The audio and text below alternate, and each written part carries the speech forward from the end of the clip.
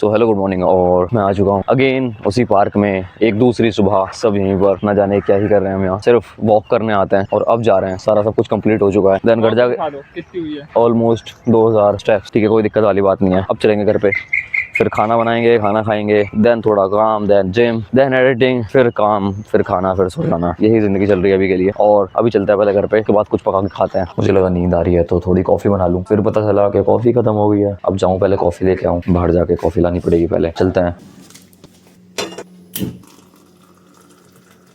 Finally coffee भी बनाई ली है और म्यूसली भी तैयार कर लिया, 70 ग्राम म्यूसली, और कॉफी ये रही। बाकी इन्हें फिनिश करते हैं एंड देन पता नहीं कैसा आ रहा, कैसे नहीं आ रहा। मैं प्रॉपर आ भी रहा हूँ या नहीं ये भी नहीं पता, क्योंकि ट्राइपॉड मैंने लगाया नहीं है। बाकी चलते हैं और इन्हें फिनिश करके थोड़ा काम करके देन जिम चलते हैं। हम जिम में पहुंच चुके हैं और मैं इतना काला कर रहा हूँ। फाइनली हम जिम में पहुंच चुके हैं और वार्म अप के साथ साथ एक हमने सेट भी लगा लिया डबल चेस्ट प्रेस का।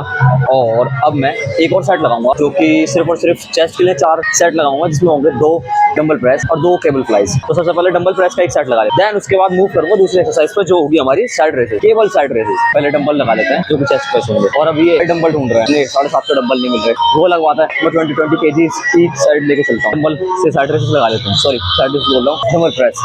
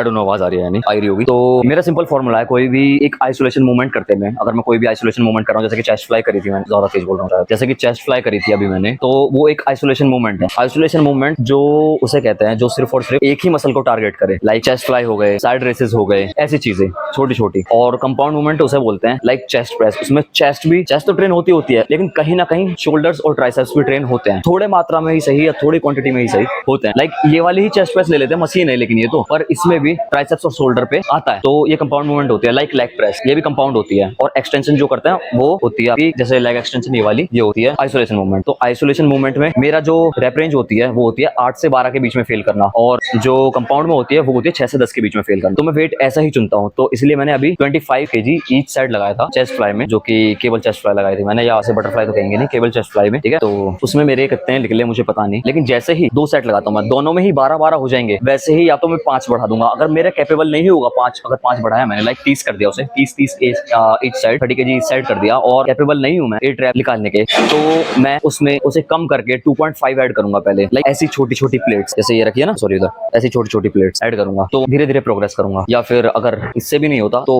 15 रैप तक लेके जाऊंगा मैं दोनों सेटों को, देन फिर करूंगा। तो यही होता है प्रोग्रेसिव ओवरलोड। लेकिन लोग क्या सोचते हैं, जिम के अंदर सडनली मेरी फोन की बैटरी खत्म हो गई थी। बहरहाल मुझे लगा था कि 20% बैटरी जो है वो सफिशिएंट रहेगी जिम की वीडियो शूट करने के लिए, पर ऐसा कुछ नहीं था, बहुत जल्दी ड्रेन हो गई 20% बैटरी। पर कोई नहीं, वर्कआउट खत्म हो गया। एक एक्सरसाइज मैं रिकॉर्ड नहीं कर पाया क्योंकि दिमाग में बाद में आया था कि दोस्त के फोन से वीडियो बनवा ली जाए, पर कोई टेंशन नहीं। उसके बाद अब मैं घर पर आया हूँ, अभी एडिटिंग वगैरह कुछ नहीं करी, बस मैं कुछ खाऊंगा, फिर मैं नहाऊंगा, फिर एडिटिंग करने लगूंगा। और खाने के लिए अगर मैं दिखाऊं, अगर मैं सही आ रहा हूँ तो, मैं कैमरे में क्यों नहीं देख रहा यार, पता नहीं, ये जल गए हैं शायद, पर इतना कुछ ज्यादा फर्क पड़ेगा नहीं। ये मुर्गे की मतलब चिकन की पैटीज हैं, या मुर्गे की टिक्कियां बोल सकते हो, 50 ग्राम ईच है, तो 150 ग्राम मुर्गा ये हो गया। और एक इसके साथ नान खाऊंगा, जो हैवी वाली रोटी होती है, हैवी वाला ब्रेड बोलते हैं उसे। तो इसे खा के सब कुछ खत्म करके फिर एडिटिंग करते हैं, पहले से फिनिश कर लेते हैं। मैंने खा भी लिया है, और मैंने एक चीज नोटिस करी जो मैंने अभी तक नहीं दिखाई आपको। आ चुका है, ओके, सीधा नहीं था, आ चुका है क्रिएटिन 400 ग्राम वाला, और मैंने इसे खोल भी दिया है। लेते हैं एक स्कूप। आई थिंक ये एक स्कूप होगा, हुआ क्या है ही।